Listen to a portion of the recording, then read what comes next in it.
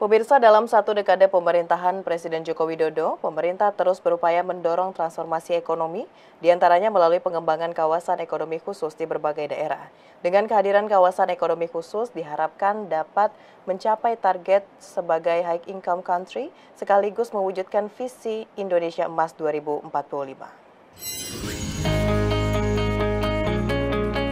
Indonesia telah mengalami kemajuan yang signifikan selama 10 tahun kepemimpinan Presiden Joko Widodo. Salah satu faktor utama yang mendorong kemajuan tersebut adalah pengembangan Special Economic Zone atau kawasan ekonomi khusus di berbagai daerah.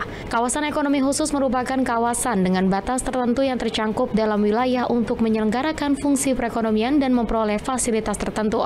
Kawasan ekonomi khusus di Indonesia mulai diatur sejak tahun 2009, seiring dengan penerbitan Undang-Undang Nomor 39 Tahun 2009 tentang Kawasan Ekonomi Khusus. Seiring waktu, jumlah kawasan ekonomi khusus di Indonesia semakin bertambah, termasuk 2 zona ekonomi khusus yang akan diwariskan Jokowi ke Presiden terpilih Prabowo Subianto. Hingga saat ini terdapat 22 kawasan ekonomi khusus yang terdiri dari 12 kawasan ekonomi khusus industri, yaitu Gresik, Kendal, Semangkei, Arun Lok Sumawe, Galang Batang, Morotai, Palu, Sorong, MBTK, Bitung, Tanjung Sau. Sementara itu, 7 kawasan ekonomi khusus pariwisata yaitu Mandalika, Lido, Tanjung Lesung, Kura-Kura Bali, Tanjung Klayang, Likupang, dan Sanur. Selanjutnya, 2 kawasan ekonomi khusus digital yaitu Nongsa dan Singhasari, serta 1 kawasan ekonomi khusus jasa layanan maintenance, repair, overhaul, MRO, yaitu Batam Aeroteknik. Dengan bertambahnya 2 kawasan ekonomi khusus baru, total kawasan ekonomi khusus yang telah ditetapkan oleh Presiden menjadi 24 KEK.